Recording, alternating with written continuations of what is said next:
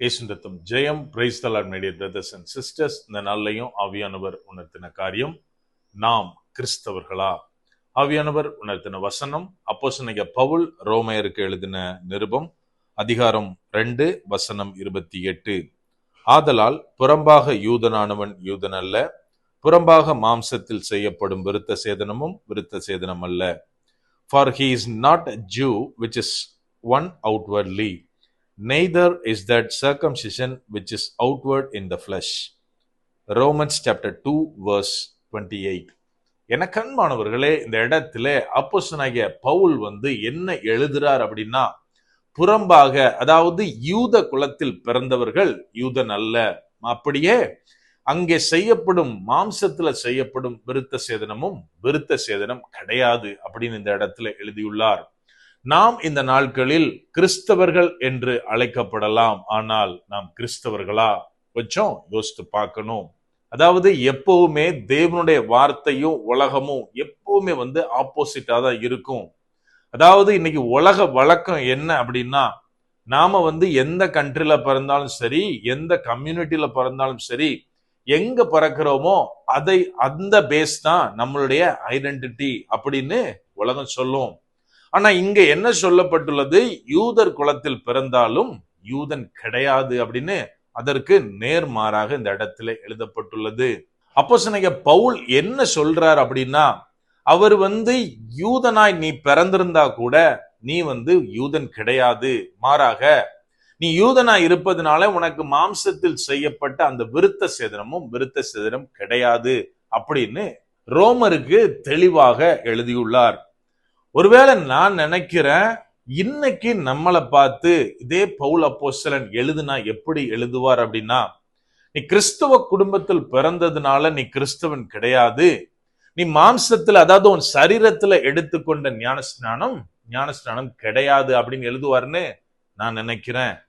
ஏன் அப்படின்னா, இன்னைக்கு கிறிஸ்தவர்களாகிய நமக்கு, அதிலும் குறிப்பாக பெண்டிகாஸ்டல் பேக்ரவுண்ட்ல வர்ற ஒவ்வொருத்தருக்குமே ஒரு கொம்பு உண்டு. அதாவது அவங்க எல்லாருமே சொல்ற காரியம், நான் புதிதாக பிறந்திருக்கிறேன், ஞானஸ்தானம் எடுத்து நான் born again அப்படின்னு இன்னைக்கு ஒரு பெருமையா அந்த காரியத்தை சொல்றத நம்ம கேட்டிருப்போம். நான் சென்னைக்கு வந்த புதுசுல இந்த born again அப்படின்ற வேர்டை நான் கேள்விப்பட்ட இடமே ஒரு பார்ல தான். அதாவது டீம் அவுட்டிங் போயிட்டு இருக்கோம். அப்போ நான் ரட்சிக்கப்படுறதுக்கு முன்னாடி அந்த டீம் அவுட்டிங்ல என் டீம்ல இருந்த ஒரு பையன் ப்ரோ நீங்க கிறிஸ்டியனாம, நீங்க born again அப்படின்னு என்கிட்ட கேட்கிறான். அப்பதான் ஃபர்ஸ்ட் டைம் நான் அந்த வேர்டை கேள்விப்படுறேன். நான் சொன்னேன், born again அப்படி இப்படிலாம் எதுவுமே தெரியாதுடா, நான் கிறிஸ்டியன் அவ்வளவுதான் அப்படின்னு. நல்லா ஒண்ணு புரிஞ்சுக்கணும், இன்னைக்கு born againக்குள்ள அர்த்தம் என்ன மாதிரியாக மற்றவர்களால் புரியப்பட்டு இருக்கிறது. இப்ப என்கிட்ட பேசின அந்த பர்சனை பொறுத்த வரைக்கும் ஞானஸ்நானம் எடுத்ததுனாலதான் அவன் சொல்றான் born again அப்படின்னு. ஆனால் அந்த ஞானஸ்நானத்துல ஏதாவது அர்த்தம் இருக்கிறதா? நம்ம கொஞ்சம் யோசித்து பார்க்கணும். இன்னைக்கு நம்ம பைபிள் தூக்கிட்டு போறதுனால நம்ம கிறிஸ்தவர்களாக மாறிவிட மாட்டோம். மாறாக அந்த பைபிள்ல எழுதப்பட்டுள்ளவைகளை நம்ம வாழ்க்கையில கடைபிடிக்கும் போதுதான், அதை மற்றவர்களுக்கு நமது வாழ்க்கை மூலமாக தெரிவிக்கும் போது மாத்திரம்தான் நாம கிறிஸ்தவர்கள் என்று அறியப்படுவோம். இன்னொரு முக்கியமான காரியம், இன்னைக்கு நிறைய பேர் ஒரு பர்டிகுலர் கலர் ட்ரெஸ்ஸை வச்சு நாங்க தான் கிறிஸ்டியன் அப்படின்னு நம்ம நினைச்சிட்டு இருக்கோம். நல்லா ஒண்ணு புரிஞ்சுக்கணும், எந்த சூழ்நிலையிலும் எல்லாரிடத்திலும் நம்ம கலர் மாறாம, அதாவது நம்முடைய குணத்தை மாத்தாம நம்ம பழகும் போது, ஒரே மாதிரியான அன்பை வெளிப்படுத்தும் போதுதான் நம்ம கிறிஸ்தவர்கள். அது எந்த விதத்திலையும் நம்ம மறந்து போய்விடக் கூடாது. அப்படியானால் எனக்கு அன்பானவர்களே, இந்த இடத்துல அப்போஸ்தலனாகிய பவுல் சொன்னதை போல அவர் அந்த கடைசியா முடிக்கிறப்ப என்ன சொல்றார் அப்படின்னா, இருதயத்துல யாரெல்லாம் யூதன் அப்படின்னு நினைக்கிறானோ அவன் தான் யூதன். இருதயத்துல செய்யப்படுகிற அந்த விருத்த சேதனம் தான் மெய்யான விருத்த சேதனம் அப்படின்னு. இது எதை காண்பிக்கிறது? யூத குலத்துல பிறக்கிறதையா, யூதனாக தன்னை பாவித்துக் கொள்வதையா? கிடையாது. யூதன் யார் நம்ம விளங்கி கொள்ளணும். அவன் இஸ்ரவேலன். இஸ்ரவேல் யார்? தேவனுடைய பிள்ளை. அப்படியானால் நான் தேவனுடைய பிள்ளை அப்படின்னு நினைக்கிற ஒவ்வொருத்தரை தான் குறிப்பிடுகிறார் நீ யூதன் அப்படின்னு.